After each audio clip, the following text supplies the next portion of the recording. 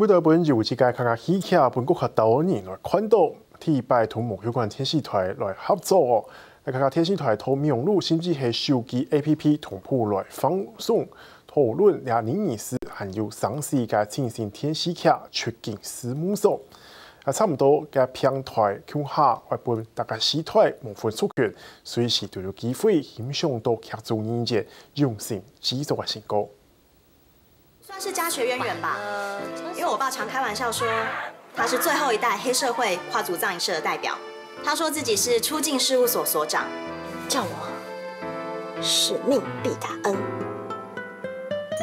使命必達恩。客家天視台進行戲劇出境事務所，唔但想睇淡作為台灣戲劇界甲盲人共度嘅上新議題，但頭擺同漸漸嘅視頻平台跨平台合作來放鬆。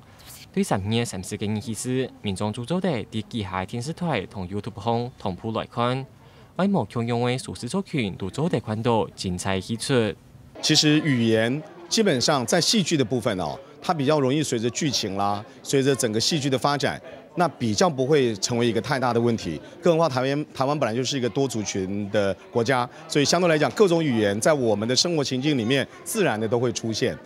所以我們也非常重視這一次跟客家台合作的機會，希望能夠讓客家台好的作品也透過中視的頻道讓大家看到。客家天視台聽到廿後生人用當年媒體腳步，為觀眾唔但搶走的喺 YouTube 同步來中國戲出前線發展，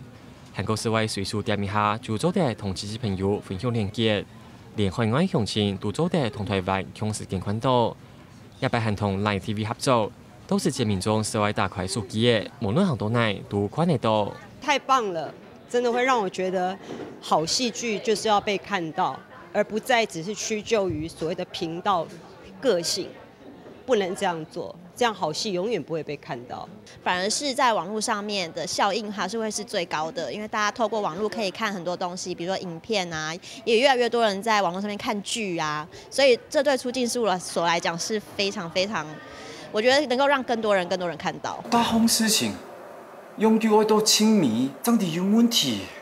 怎麼掠到撈到其他單位嘅人？戲都談有什麼問題出到哪啊？大幫當年媒體合作，客家天視台希望為無共用錯權嘅觀眾，啲劇都按到主角有強壯有嚴肅嘅理念實踐法，重新讓認識韓國未來學用嘅面對上市嘅態度，另外針對嘅客家戲劇盤韓亞當然看到，客家新聞記者陳作特別報道。